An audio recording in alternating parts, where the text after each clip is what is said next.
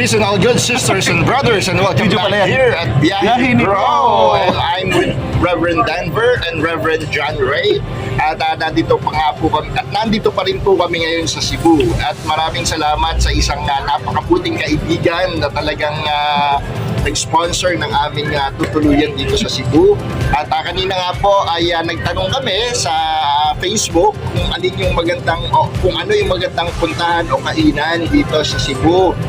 Na yun nga po ang katanungan ni Reverend Denver. At sa 30 comments po na aming na-receive, maraming salamat.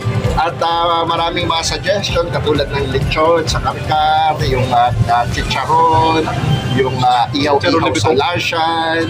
At syempre ito rin Yatski, no?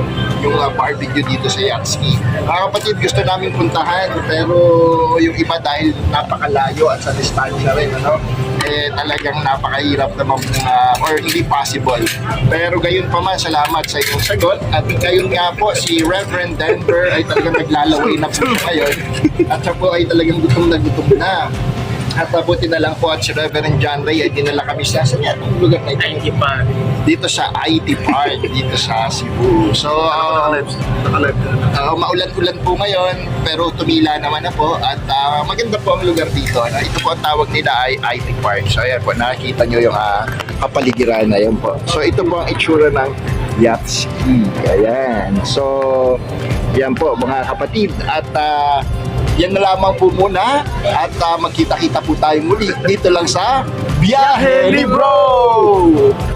Ito na po mga kaibigan, dumating na po ang order ni Brother Denver. Ito po ang mouth-watering na, ano yung tawag dito? Yan po, at saka chorizo. At talaga namang excited na po siya, talaga naman po.